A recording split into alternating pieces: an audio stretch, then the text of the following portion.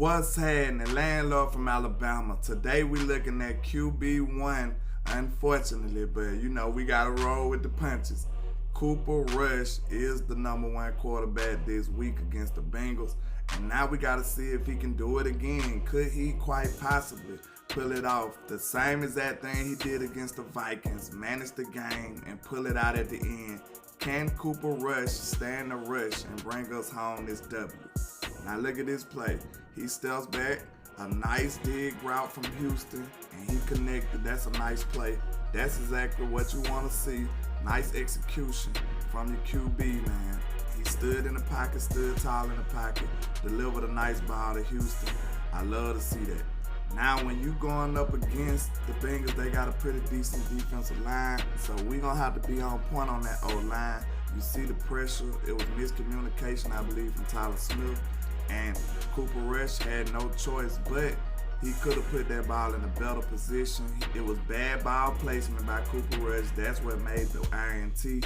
As you can see, if he would have put that ball out there by the referee instead of back behind, maybe it wouldn't have been intercepted. This INT was all bad ball placement, man. So hopefully we can get him to make some more consistent throws. Now look at this play. Cooper Rush using his legs, man. He got a minute level of athleticism. He can run.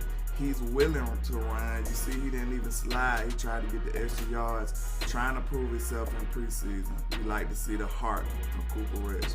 Now, we gonna need to use plays like this a lot. Play action will be one of his best friends in this game. You see he looks very comfortable and smooth doing the play action motion, man. That's what we gonna have to utilize. But first, before you can utilize the play action, you gotta commit to the run, Mr. Kellen Moore. We gonna need that up at you. But look at this play. Nice ball. He is fairly accurate when it comes to making these passes, man. So he can successfully operate an offense, but the only thing that's scaring me is if Kellen Moore come out here and throw the ball 40 times, we're gonna be in trouble. We do not have the same caliber of offense we had last year to get away with that. Last year against the Vikings, he had 40 pass attempts. That is a recipe for disaster. If we do this against the Bengals, man, that would not be tolerated. Kellen Moore, commit to the run, sir. We need this up out you. Now look at this play. One thing that concerns me is Cooper Rush has a lot of chemistry with the twos. He doesn't have a lot of chemistry with the #1s. He didn't get that many reps naturally, so maybe you should sprinkle in a little more Jalen Tolbert and Simi Fehoko, who only played a small percentage of the game last game. We might have to help him out a little bit with the personnel as well on top of the game plan, because Cooper doesn't have a lot of experience with the ones.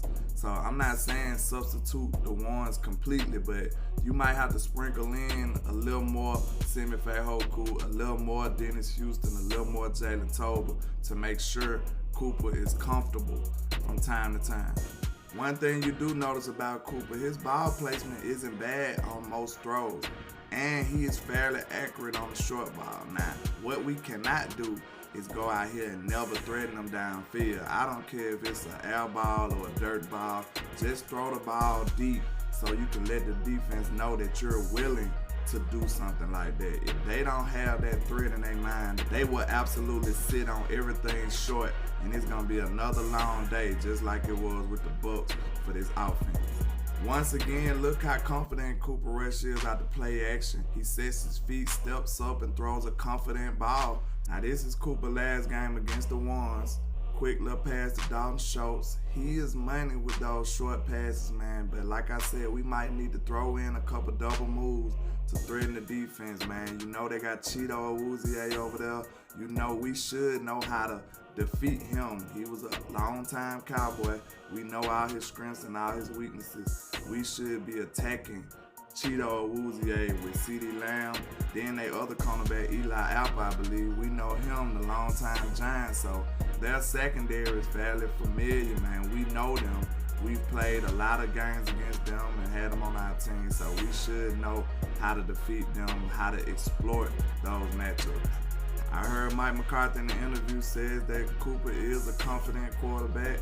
This throw right here lets me know he is not afraid. At least we need to see some more of that in this game. We gonna need the threat of the deep ball from anybody at least. And you see who he went to. Simi Fehoko. We need more run with Simi while Cooper Rush is our quarterback for sure. Give Simi a chance to get the 50-50 ball, man. We need that type of big play ability on this team for sure, man. We need to threaten them with all we got. This will be a nice game to utilize Kevontae Turpin. He is electric. We need to add that addition to this offense, especially if we come out looking pedestrian, looking flat. Kellen needs to throw everything he got at them. We do not want to start this season 0-2. So overall, I feel like it's potential that Cooper Rush could possibly do it again, similar to what he did against the Vikings. And if you think about it, we do not have the same caliber wide receiver, but Cooper Rush came up pretty clutch, and he was cool, calm, and collective like Mike McCarthy described him.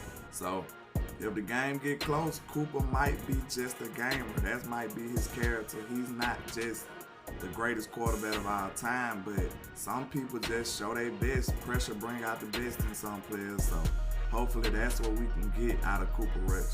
But that's all I got for you today, man. Just holler at your boy, Landlord from Alabama, with the same handle on all social media. And like I say, 1K, 1 love, Cowboys Nation. Let's go.